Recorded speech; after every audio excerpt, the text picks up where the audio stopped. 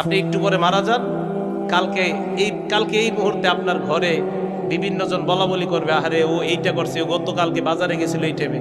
পরের দিন বলবে, আহারে ও এই শীতের কাপড়টা পরতো।